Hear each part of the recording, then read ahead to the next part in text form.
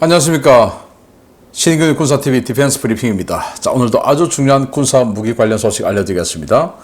최근 우크라이나군이 러시아의 후방, 그리고 러시아 본토, 또 뭐 크림반도, 이런 여러 곳에 중심 깊숙한 곳을 타격을 하고 있는데, 야, 도대체 뭐로 이렇게 깊숙한 곳에서 때렸을까? 드론으로 때렸다. 그거 뭐 일을 하는데, 미사일로 때렸다. 라고 하는 경우도 있었어요. 그런데 미사일이 이렇게 멀리 날아가나? 라고 했는데 그 비밀이 밝혀졌습니다. 우크라이나가 자체적으로 거의 500km를 날아가는 장거리 지대지 순항 미사일을 개발 완료했다. 라고 선언했습니다. 어떤 내용인지 보겠고요. 우크라이나는 이걸 가지고 모스크바도 정밀 타격할 수 있다. 라고 주장을 했는데요. 보겠습니다. 자, 그리고 인도의 스웨덴 사브가 우리 그리핀 NG 사라. 라고 했는데 거의 며칠 만에 인도가 놀라운 선언을 해버렸습니다. 인도 공군 폭망했습니다. 보겠습니다. 신인근의 군사TV 구독, 알림, 좋아요 눌러주십시오.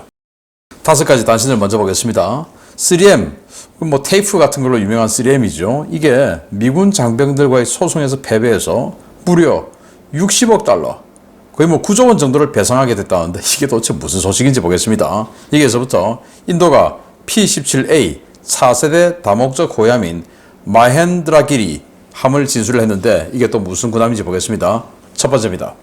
미군 병사들이 사격 훈련할 때 사용하는 귀마개를 납품해온 세계적인 기업 3M이 집단 손해배상 소송에서 결국 손을 들었다는 소식입니다.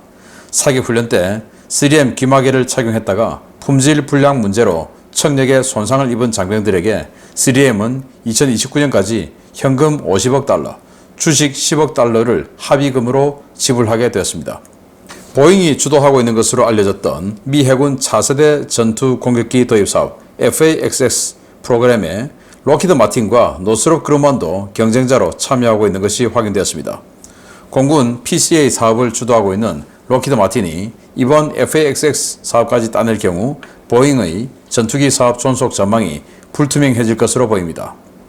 독일 업체가 구매해 개량한 뒤 우크라이나에 공급할 예정이었던 레오파르트 1A5 전차 100여 대를 스위스 정부가 이탈리아로 보내버린 사태가 발생하자 독일 정부가 중재안을 내놓았다는 소식입니다. 해당 물량을 그리스에 넘기는 대신 그리스가 보유하고 있는 동종 전차를 우크라이나로 보내는 방안인데 스위스 정부 정말 왜 이러는지 모르겠습니다. 앙골라가 브라질 엠브레어사의 KC-390 수송기 4대를 구매하고 싶다는 의향서를 제출했다는 소식입니다. 현재 운용되고 있는 일류신 76 수송기의 노후화 때문에 이를 보완하기 위한 사업인데 앙골라는 경공격기로 엠브레어의 슈퍼투카노도 구매한 적이 있어 가격만 맞는다면 무리 없이 계약이 성사될 것으로 보입니다. 인도가 야심차게 개발한 자국산 차세대 호위함 닐기리급 4번함인 마헨드라기리 함이 9월 1일 진수된다는 소식입니다. 만재 배수량 6,600톤이 넘는 이 호위함은 이스라엘제 ELM-2248 에이사 레이더를 사면 고정형으로 장착하고 바락-8 함대공 미사일 32발과 브라모스 대함 미사일 8발을 탑재하는데요. 7척이 건조되어 인도 해군 항모 전단의 핵심 호위 전력으로 활용될 예정이라고 합니다.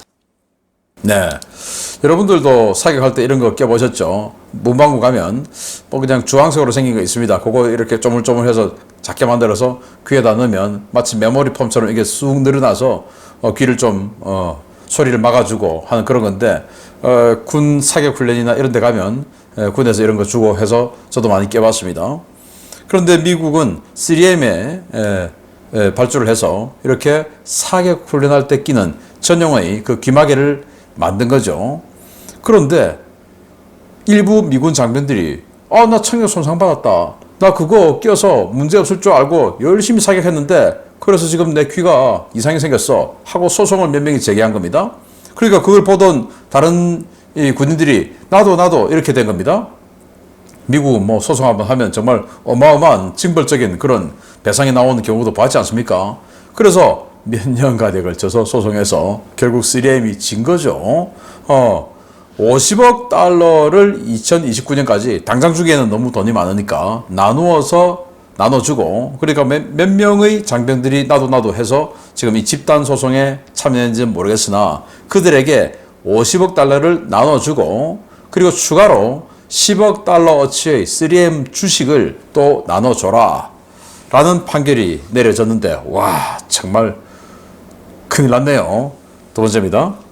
자, 이 사진은 FAXX 사진이 아니고 공군의 PCA 사진 중에 하나입니다. CG죠. 공군의 6세대 전투기 사업인 PCA, 이거 록히드 마틴의 스컹크 웍스 팀이 지금 거의 주도하고 있고 다른 데서는 손을 들어버렸죠.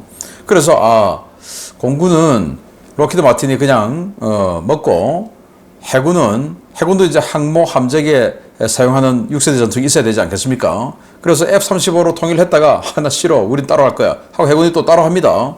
그래서 따로 하는 그 사업은 보잉이 그냥 뭐 자기네들끼리 이렇게 나누었나 보다. 왜냐, 보잉이 지금 미 해군 함재기 사업 슈퍼 호넷, 또 그 이전에 호넷 다 했지 않습니까? 그래서 보잉이 저렇게 서로 나누어서 이 전투기 사업 생산 개발 역량을 록히드 마틴과 보잉이 나누어서 이렇게 또 가구나 라고 했는데 알고 보니까 이 해군의 6세대 전투기 사업인 FAXX 사업에 록히드 마틴, 노스롭 그루만은 글로벌 호크 무인 정찰기죠.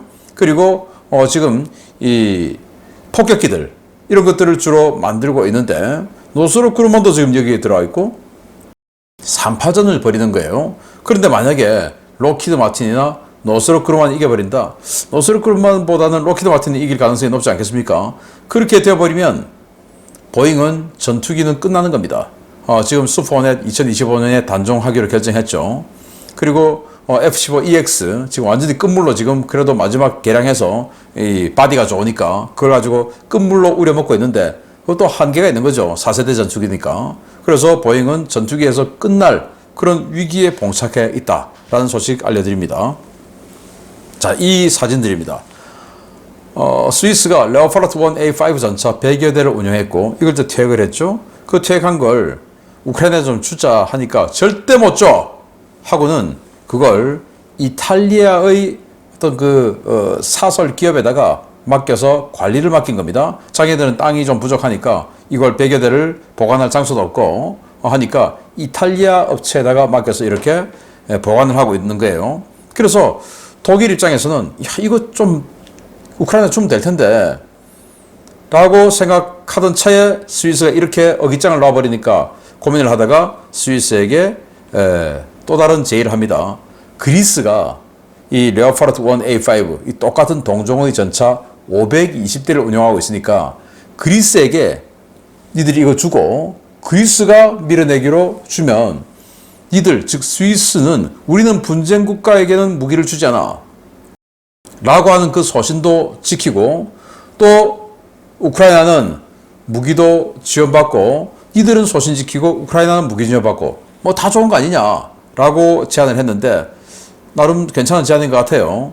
그런데 스위스가 어떻게 반응을 할지 기대됩니다. 그래서 그리스 같은 경우는 지금도 현용으로 레오파르트 1A5를 쓰고 있기 때문에 치장물자도 아니죠. 그냥 갖다 주면 바로 쓰는 겁니다. 뭐 이런 딜이 성사되기를 기대해 보겠습니다. 브라질 엠브라이어사가 만든 KC-390 수송기죠. 전 세계적으로 C-130에 대항하기 위해서 만든 그런 중형 제트 수송기인데 이게 나름대로 지금 선전하고 있어요. 포르투갈에 5대 팔았고 헝가리에 2대 팔았어요. 그리고 네덜란드에도 5대를 팔았어요.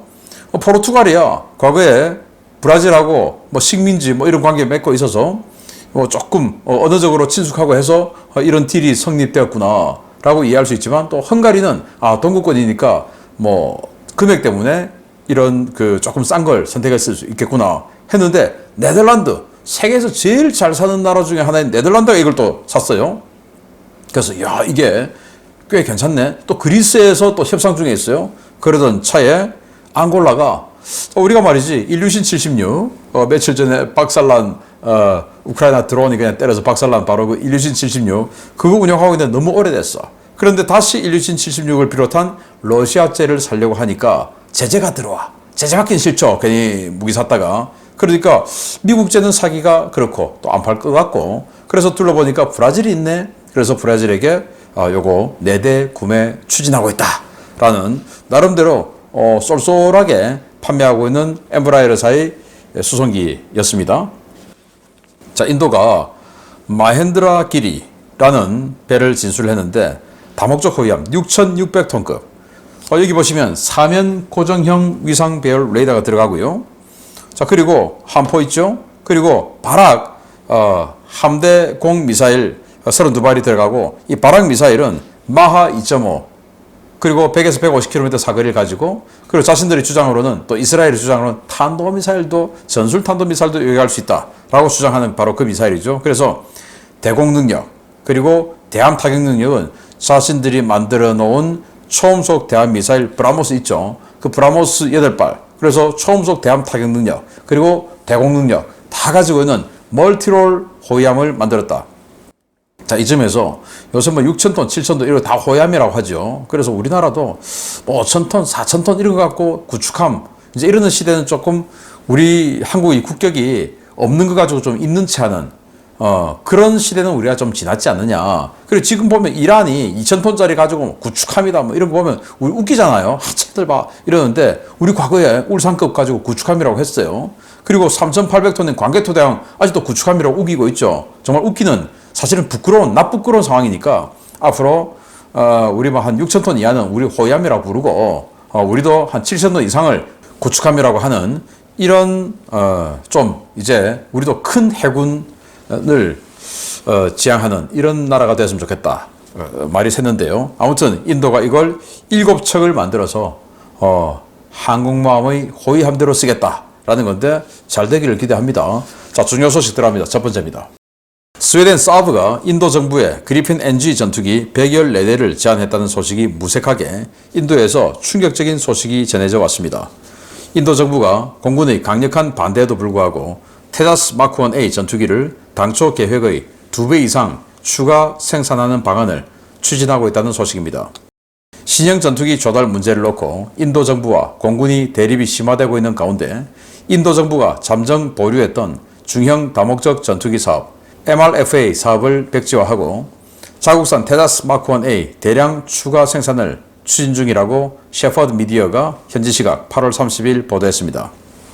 매체는 인도 공군이 MRFA 114대 획득에 대한 희망을 거의 포기한 것으로 보인다 라며 전투기 노후화에 따라 가용 전력이 급감하면서 테자스 추가 생산이 추진되고 있다 라고 전했습니다. 인도 육군의 아준 전차와 자주 비교되며 인도 공군의 재앙으로 불렸던 테자스 마크 1A는 최대 이륙 중량 14톤급의 경량 전투기인데요. 1983년 사업을 시작해 사업 착수 33년 만인 2016년 시제기가 납품되는 우여곡절을 겪은 전투기로 유명합니다. 인도 정부는 나렌드라 모디 총리의 메이크 인 인디아 정책에 따라 외국산 중형 전투기를 도입하려던 기존의 모든 사업들을 무기한 연기 또는 보류하고, 공군의 반대에도 불구하고 테자스 전투기 대량 생산을 부르짖어 왔습니다. 현재 인도는 테자스 마크 1A 83대를 발주해 올해부터 일선 배치를 시작하고 있는데요. 인도 공군은 14톤급 기형 전투기를 기체 가격만 7,700만 달러, 한화 1,000억 원에 구매하는 것에 반발하며 MRFA 사업 조속 착수를 정부에 요구해오고 있었습니다.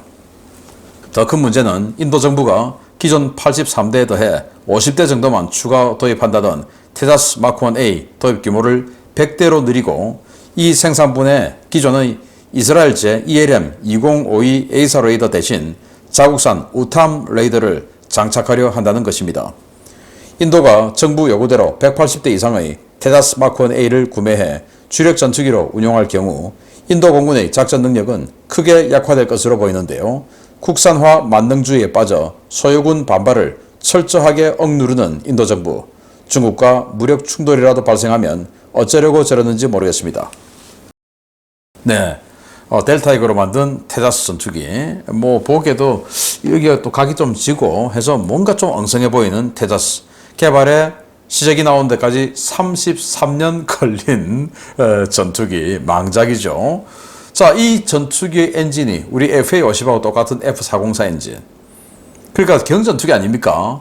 그런데 우리 FA-50이 지금 저기 말레이시아에 팔고 또 폴란드에 팔고 한 그 가격이 프로그램 코스트로, 그러니까 여유의 부품 또 무장 이런 것들 다 합해서 660억 원.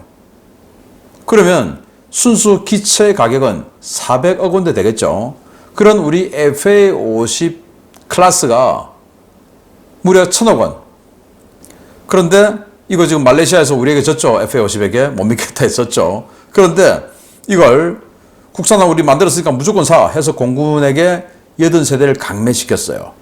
그런데 공군은 이 미그 21 전투기를 운용하던 거 이제 노후됐으니까 그거 다 대체해야 되죠. 그 미그 21을 대체하는 MRFA 사업을 하면서 쌍발 중형 전투기를 도입하려고 했고, 그래서 라팔 전투기를 180대 넘게 도입하려고 하다가 그게 뭐 여러 가지 문제가 있어서 지금까지 왔는데, 그래서 라팔 36대로 끝났고 나머지 그 규모를 또 그래도 하자라고 공군은 계속 주장했는데, 정부가 야 우리 국산화 개발했으니까 이건 니들이 최소한 80세대 정도는 사줘야 될 거 아니야 해서 떠넘긴 겁니다. 그러면 공군 입장에서는 좋아, 이거 받았으니까 114대 남은 거 이건 그대로 해줘 라고 하는 걸 스웨덴 사브가 그럼 우리 거 해 라고 하고 들어가자 바로 그 다음 주에 이 뉴스가 나왔으니까 공군으로서는 그냥 이제 항복한 거죠. 공군은 계속 버틴 거죠. 우리 진짜 제대로 된 전투기 있어야 중국하고 상대할 수 있어요. 안 돼요. 국산화 메이크 인 인디아 너무 좋지만 그래도 일단 중국하고 경쟁해서 이겨야 될 거 아니에요 하고 버텨왔는데 그냥 안 돼. 야 50대 아니야 100대 해 100대.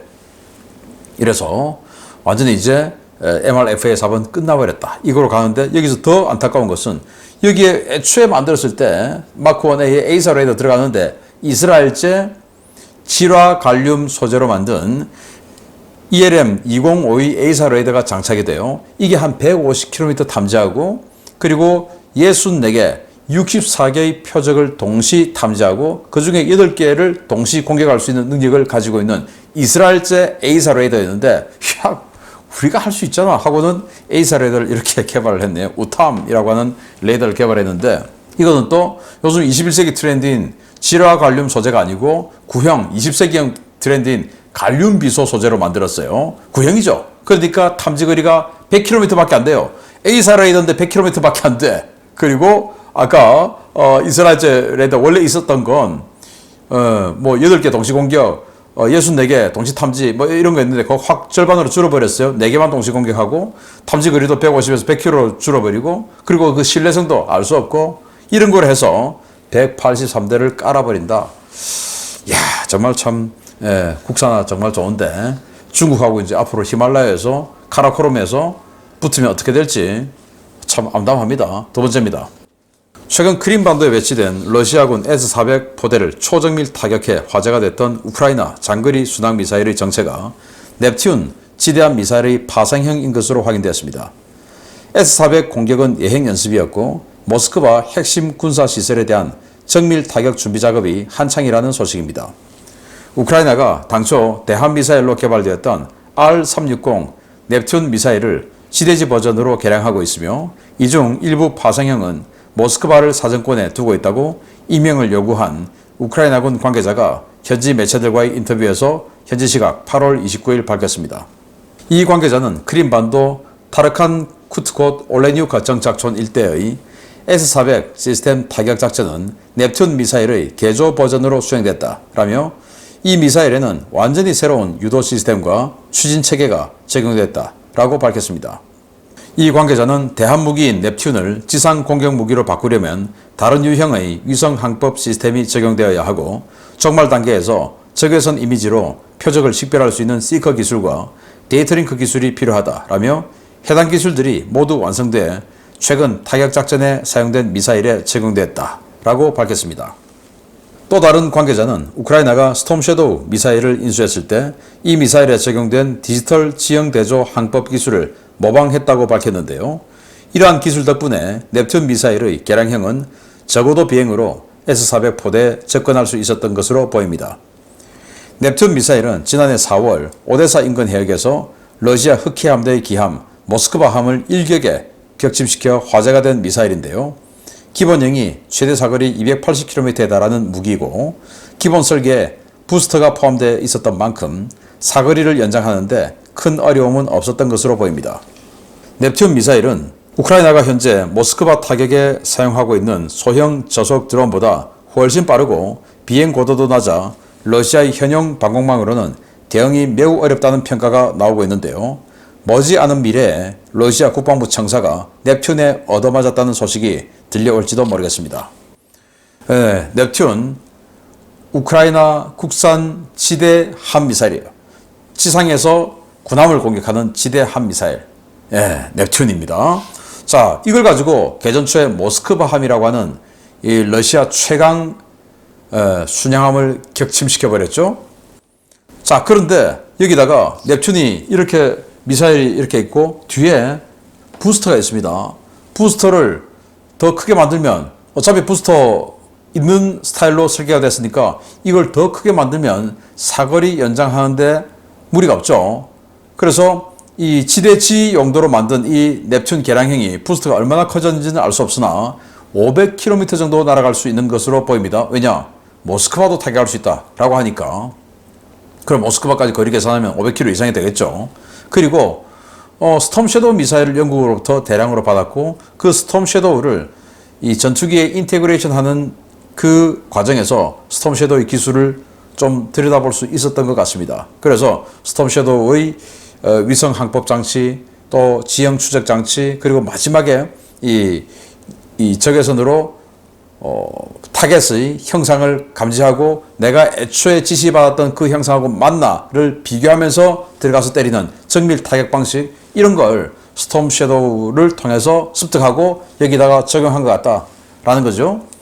자, 그래서 S-400 박살이 나버렸는데 이제 앞으로 500km 이상을 날아갈 수 있는 이런 저고도 침투 장거리 순항 미사일이 이제 생겼다. 크림반도, 또 러시아 본토 그 어디도 안전하지 않다라는 게 증명되었습니다. 자, 이건 드론 따위하고는 비교도 안 되는 속도와 위력이죠. 드론은 뭐 시속 100km, 150km 이렇게 날아가지만 이건 마 0.9니까 시속 1000km로 날아가죠.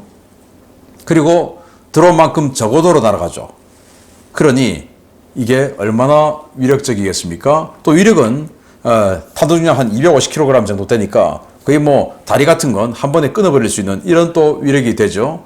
앞으로 이 넵튠, 지대지 방식의 넵튠 활약을 기대해 보겠습니다. 마치겠습니다. 감사합니다.